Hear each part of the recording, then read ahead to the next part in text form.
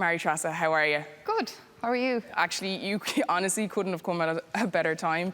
A Can I letter come in there, yeah. Can I come in? So I'm wondering, why is it that in this setting, they seem to be successful and enjoying the sports, but once they leave here, that's not the case anymore? Like, is it the coaching? Is it the girls on the teams? Is it the self-doubt? Like, what is it? That's why I'm bringing in a sports psychologist, because I think she should be able to maybe peel a few layers back and get to the root of where it's coming from in the first place. I mean, I like people who are argumentative. I think sometimes I'm too argumentative, but like, I think I do need to like, I think people need to argue to like, you know, express their feelings a lot of the time, because I feel like if you're just expressing your feelings with no actual emotion behind it, it's not going to get across to anyone. Do you guys feel like a team yet? I wouldn't say team. I feel like we're more like a group of friends who also play sports sometimes. Hey presto, you've just invented a team by yourself. It's the first like team experience I ever had.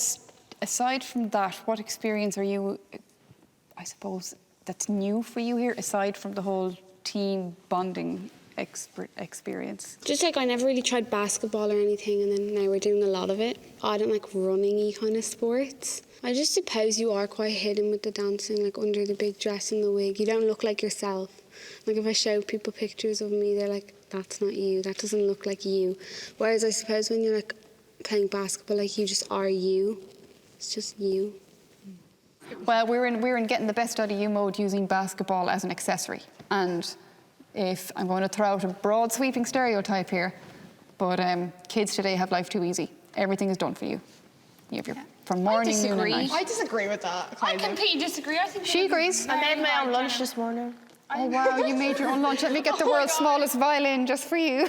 But also, being a child in our generation is so hard. It is actually. I feel like it's kind of like, it's seen as easy. I think there's aspects where we definitely have it a lot easier than other things, but there's also the aspects where we have it a lot harder. Like even the aspect of social media is like a lot harder. And, like, pressure and I feel like adults are very bad for like dismissing children's feelings. They're like, oh, you just see that on social media, or you're just following a trend.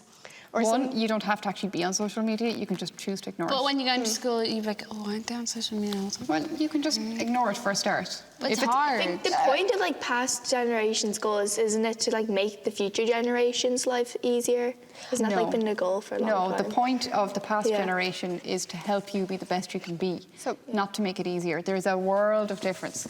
And what I found with working with different sports around the country, boys and girls, men and women, those of us who have the easier paths in life tend to be the least resilient.